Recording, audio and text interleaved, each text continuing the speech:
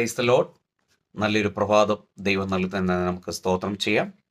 ഈ രാവിലെ സമയത്ത് ദൈവത്തിൻ്റെ പരിശുദ്ധാത്മാവ് നമുക്ക് നൽകുന്ന ആലോചന അപ്പോസ്തലനായ പൗലോസ് റോമർക്ക് എഴുതിയ ലേഖനം 14 അധ്യായം 19 വാക്യം.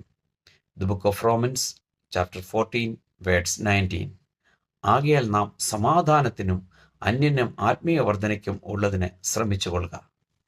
എന്നെ കേൾക്കുന്ന ദൈവത്തിൻ്റെ പൈതലെ, 2024 നമ്മളെ കടന്നുപോയി.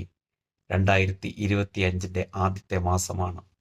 അനേക നന്മകളും അല്ലെങ്കിൽ അനുഗ്രഹങ്ങളും അനേക നഷ്ടങ്ങളും അനേക പ്രതികൂലങ്ങളും അനേക രോഗങ്ങളും ദുഃഖങ്ങളും ഒക്കെ വന്നിട്ടുണ്ടായിരിക്കാം. എന്നാൽ അതിനപ്പുറത്ത് ദൈവസന്നിധിയിൽ ഒരു തീരുമാനത്തിൽ നാം ദൈവിക സമാധാനത്തിനും അന്യോന്യം ആത്മിക വർധനയ്ക്കും ഉള്ളതിന് ശ്രമിച്ചാൽ നമ്മുടെ ജീവിതം ധന്യമായി തീരും. നമ്മുടെ ആഗ്രഹങ്ങൾ സാധിക്കപ്പെടും.